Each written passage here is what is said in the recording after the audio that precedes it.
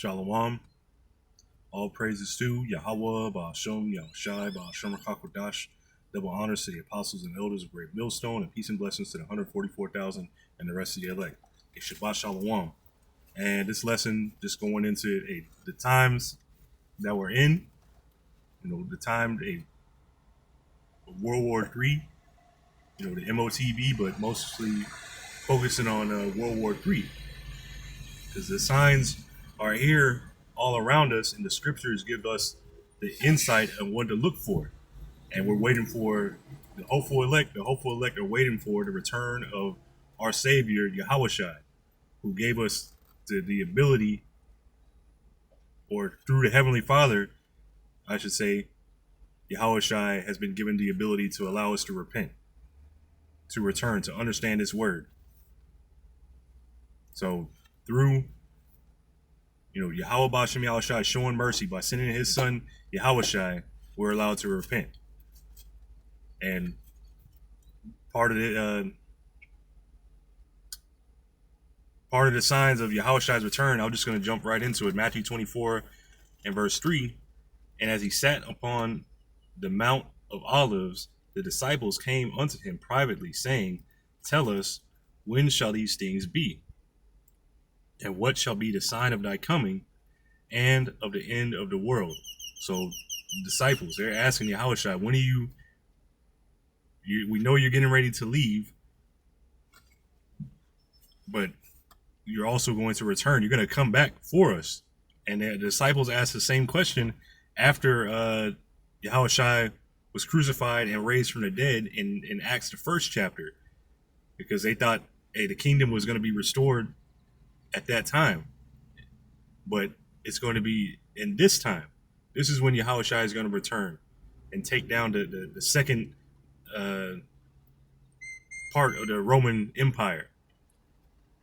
So, and this word for let's see, what shall be the sign of thy coming and of the end of the world? So this word for world is G165 aeon, and that means a period of time and age. And the time period that the disciples and Yahushua were in was during the rule of the Roman Empire. So they're asking initially, when is going to be the end of the Roman Empire rule? When is going to be the end of the world? And if you read 2nd Esdras, the 6th chapter, and I believe the 9th verse, you know what, I'll get it. This is 2nd Esdras.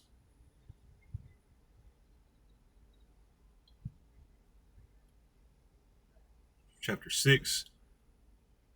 And I'll start at verse 7. This is 2nd Ezra chapter 6 and verse 7. Then answered I and said, What shall be the parting asunder of the times? Or what shall be the end of the first and the beginning of it that followeth?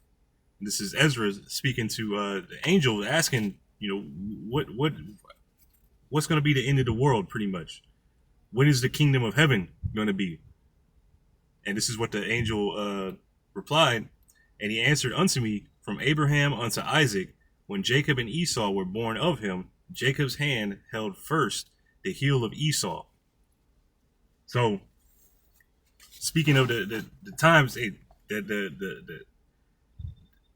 birth that was written about in Genesis, the 25th chapter of Jacob and Esau, which Esau came out first, and it was prophesied that the elder shall serve the younger, is very heavy because it was symbolic for the times to come. Because Esau, or Jacob, I should say, was holding the heel of Esau when they were born. So this is the same thing. In this world, what's getting ready to come, Esau is ruling right now. And I'll just read it, verse 9. For Esau is the end of the world, and Jacob is the beginning of it that followeth. So this world to come, Esau is the end of the world that we're in now. Esau is ruling in the end. And who's going to rise up to take the kingdom is Jacob, Israel. And who's going to rise up for us? Who's going to which And Daniel, let me see here. Daniel, you know what? I'm gonna get that in. Let me see if I can get that in AMP. Give me 1 second. So this is Daniel. This is Daniel chapter 2 and verse. I'm gonna start at verse 40 in the AMP, and it says, "Then a fourth kingdom, Rome, will be a strong. Will be a, Then a fourth kingdom, Rome, will be strong as iron." And this is the dream that Nebuchadnezzar had. He had a dream of a great, terrible statue, which had 4 different parts. It had a head of gold, a chest and arms of silver, how do you say, thighs of bronze and feet of iron, and or legs of iron and feet of miry clay and iron, which it goes into this. So, and this represents the 4 different kingdoms that would be here on Earth. And I like the amplified version on this one because it tells you who the kingdoms are. Which, hey, you could have, the Spirit was working with you. You could have learned this, which we learned from the apostles and elders, but you would have to do some research into this if you read it in the KJV. But this makes it easier, once you get. But again. So Daniel chapter 2 and verse 40, "Then a fourth kingdom, Rome, will be strong as iron, for iron breaks to pieces and shatters all things. And like iron, which crushes things in pieces, it will break and crush all these others." So speaking of the Roman Empire, how brutal they were. They crushed everything in their path. You read about it in Daniel chapter 7. You read about it in the Maccabees. And verse 41, and as you saw the feet and toes, partly of potter's clay and partly of iron, it will be a divided kingdom, but there will be in it some of the durability and strength of the iron, just as you saw the iron mixed with common clay. Let's see. I'm going to jump down. Verse 44, "In the days of those final 10 kings, the God of heaven will set up a kingdom that will never be destroyed." So what we're reading about is when Yahushua was on the scene, that was during the 4th empire, the 4th kingdom, the Roman Empire. And his disciples were asking him, are you going to set up the kingdom now? You're going to leave, you're going to come back, and then are you going to set up the kingdom? So here, this kingdom is being set up during the time of the Roman Empire. So in those days, in the days of those final 10 kings, the power of heaven will set up a kingdom that will never be destroyed, the kingdom of Israel. And it's being set up right now, right before your eyes, right under the nose of Esau, Edom. "Nor will its sovereignty be left for another people." No other people are going to rise up. The Persians and the Medes, the Russians, the Edomites ain't going to rise up after a time. No, this is going to be forever. Once the Roman Empire falls, once this Roman Empire, the fourth kingdom falls, which is going to happen in this time, there's not going to be any other kingdoms to stand up except for the kingdom of Israel. But it will crush. It says, "Nor will its sovereignty be left for another people, but it will crush and put an end to all these kingdoms, and it will stand forever. Just as you saw that a stone was cut out of the mountain without hands, and that it crushed the iron, the bronze, the clay, the silver, the gold, the great God has revealed to the king what will take place in the future. So the dream is true, and its interpretation is trustworthy." So let me read that one more time. Look.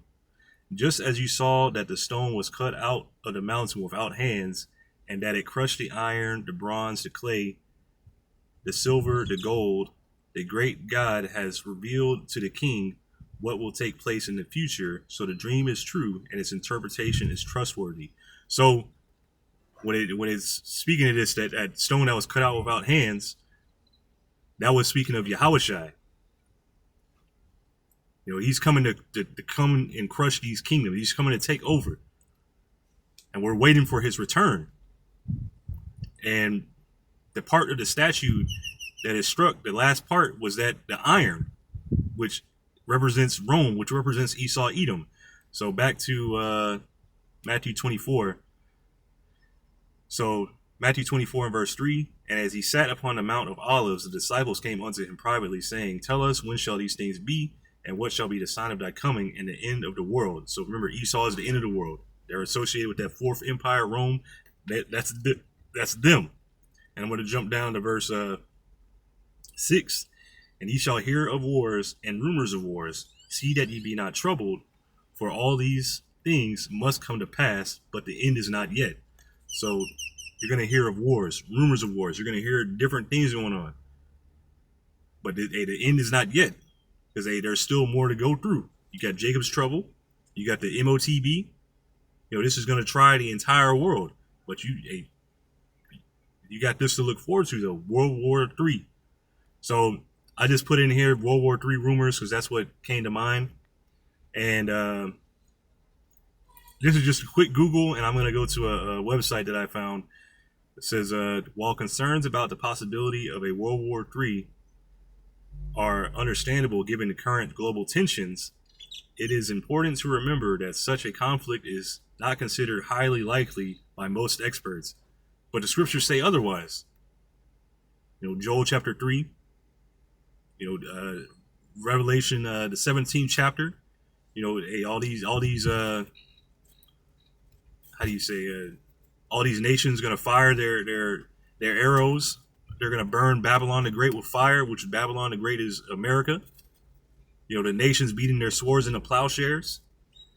So, however, it is also important to acknowledge that the risk of a major global conflict could increase over the next 5 to 10 years due to the volatile nature of current geopolitical tensions and regional conflicts, particularly involving major world powers like the U.S., Russia, and China. So, risks of escalation, ongoing conflicts, particularly in Eastern Europe, the Middle East, and Asia, create a potential for escalation in a wider war. So while they're saying, experts are saying this is not likely to happen, the events going on in the world are showing otherwise. The scriptures are saying otherwise. So World War III is going to happen. But they're saying, 5-10 years from now, not now. So this is a website called mirrorsafety.com, and this is 20. Dang it! What's this thing doing? Is it going to load again? Okay. So this is 2025 conflict analysis. What countries will be in World War III?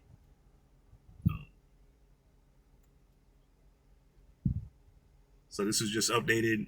What's today?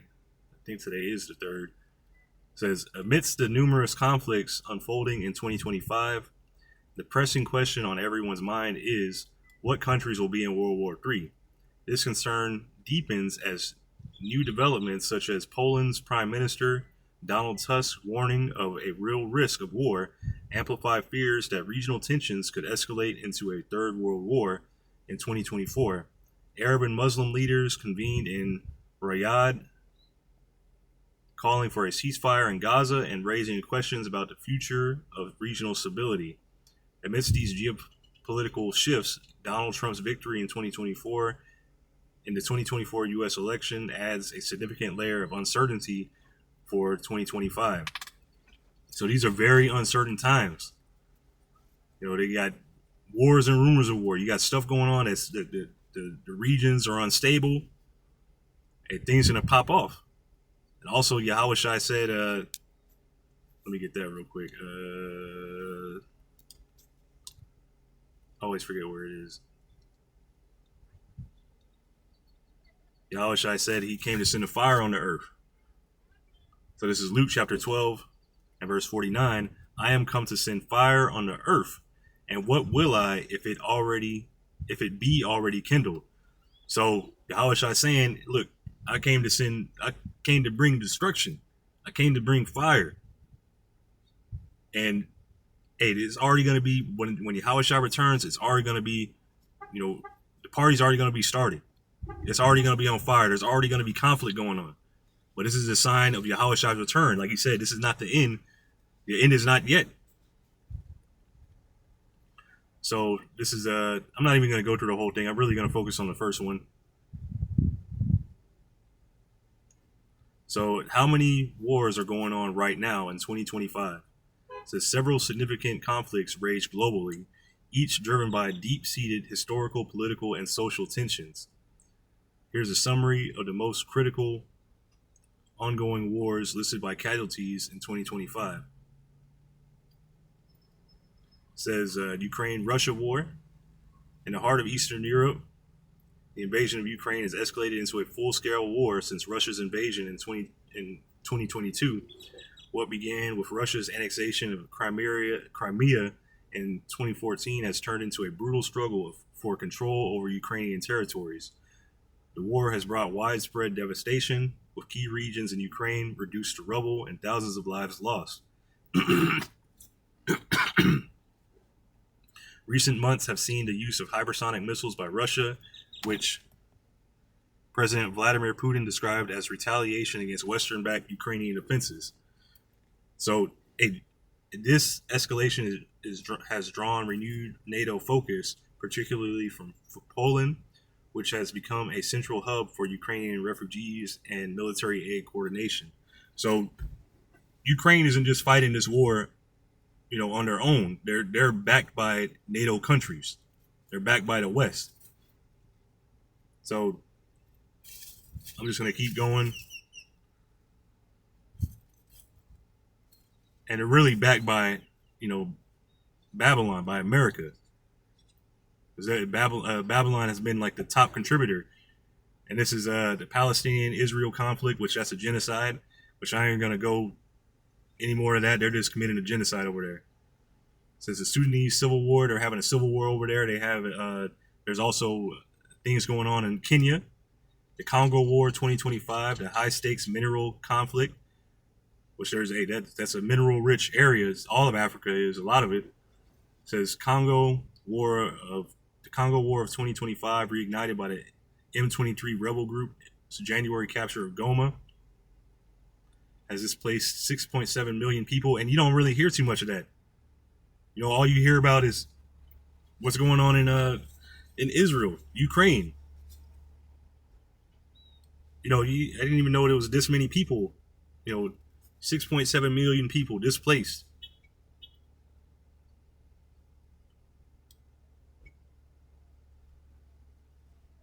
You don't hear nothing about that going on.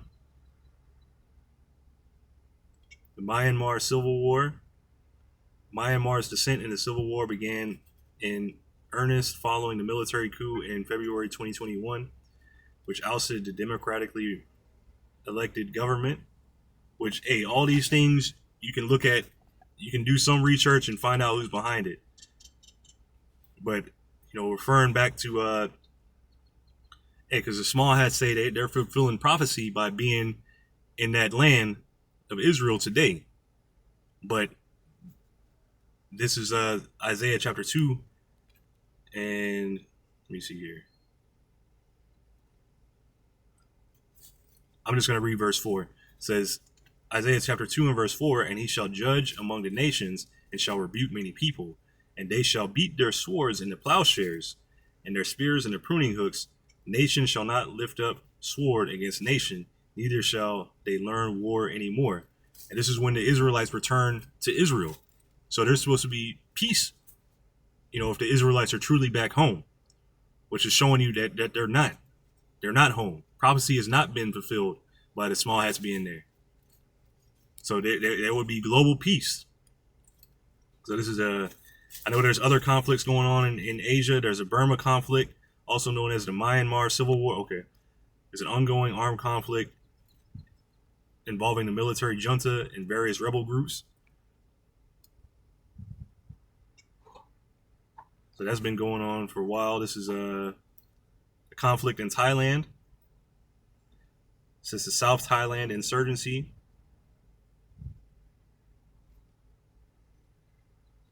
ongoing conflict on Thai-Cambodian border, in tandem with the Thai-Myanmar border issues.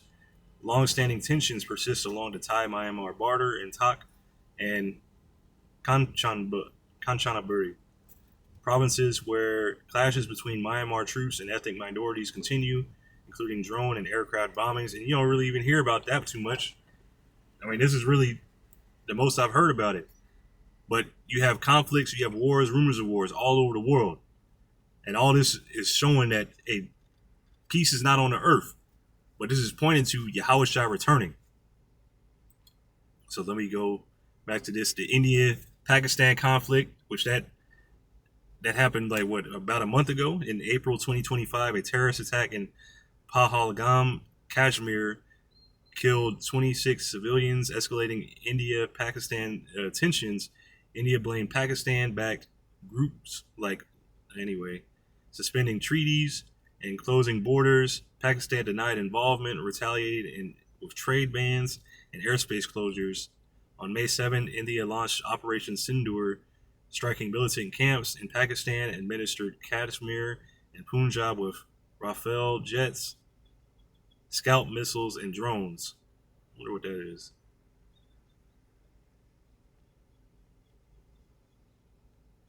So they got French missiles. So System de Crochet. I ain't reading no French. Autonomie de Longue Portée, a long-range air-launched cruise missile. So it's also known as Storm Shadow in the UK. It's a Franco-British development designed for precision strikes against high-value stationary targets in hardened bunkers and command centers. So these are like bunker busters. Okay, that's good to know. So these things are escalating. These are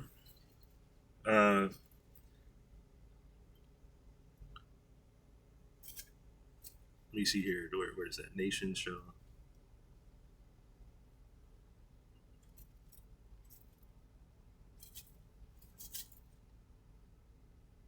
I think that's Second Esdras. Oh, no. Well, I thought there is one in Second Esdras that's similar to that. This is Matthew 24. Oh, back to Matthew 24. This is the next verse. For nation shall rise against nation, or Matthew 24 and verse 7. For nation shall rise against nation, and kingdom against kingdom, and there shall be famines and pestilences and earthquakes in diverse places. So one more time, for nation shall rise against nation, and kingdom against kingdom, and there shall be famines and pestilences and earthquakes in diverse places. So you're going to see nations rising up against each other like this. Like all the things that this whole list is nations rising up against another nation. It's where it's going to be an all-out conflict, World War III. So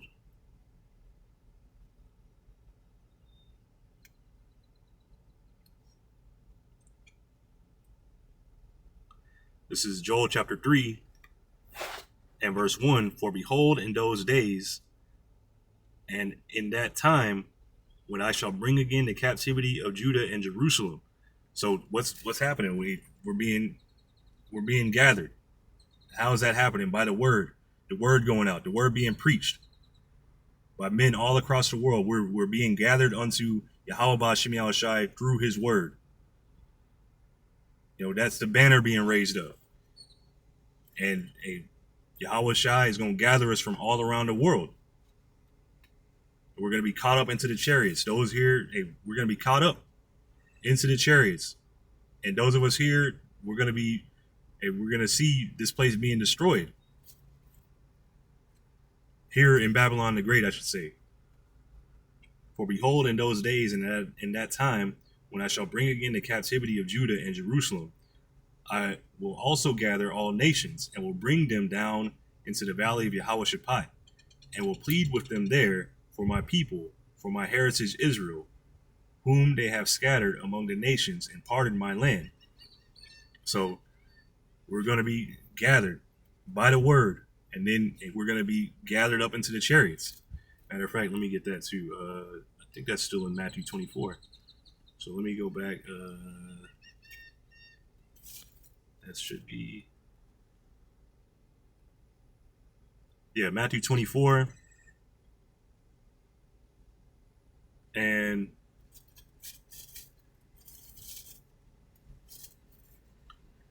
verse 30. And and one more time, a little exciting. Matthew 24 and verse 30. And then shall appear the sign of the Son of Man in heaven, and then shall all the tribes of the earth mourn, and they shall see the Son of Man coming in the clouds, which is a chariot. You read about it in what is it, Acts 1. The Lord makes his clouds of chariot.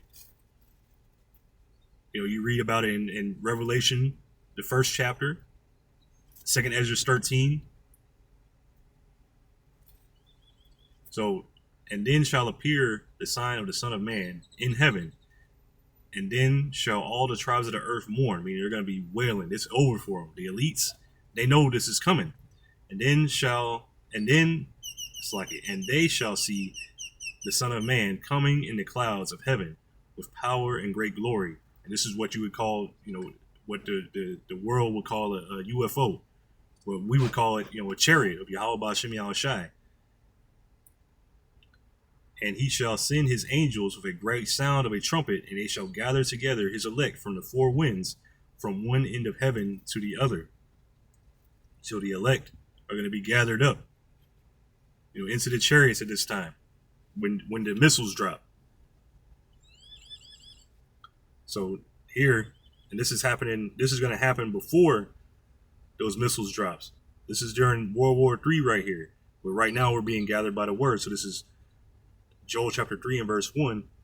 For behold, in those days and in that time, I shall bring again the captivity of Judah and Jerusalem. This is both the southern and northern kingdom, all the 12 tribes together.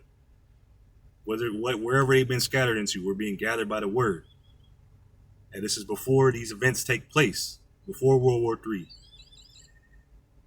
before the MOTB, before Jacob's trouble. We're being gathered by the word. And this is World War III happening in verse 2. I will also gather all nations and will bring them down into the valley of Yehoshaphat. So that's in the Middle East. That's where this is going to take place. All them troops are going to be gathered there. That's where they're going to be their grave too. And will plead with them there for my people and for my heritage Israel, whom they have scattered among the nations and parted my land. So this is where those nations are going to get judged. That's going to be their grave there. Because they scattered us into all the different nations. They had their way with us, and they got to get their get back. So I'll close out with this one because this is the end. This is the times that are showing. So this is Matthew chapter 16 and verse 2. Matter of fact, I'm going to start at verse 1. Matthew chapter 16 and verse 1. The Pharisees also with the Sadducees came, and tempting desired him that he would show them a sign from heaven. Verse 2, he answered and said unto them, when it is evening, ye say, it will be fair weather, for the sky is red. And in the morning, it will be foul weather today, for the sky is red and lowering. So, matter of fact, I'll just keep reading. Ye can discern the face of the sky, but can ye not discern the signs of the times?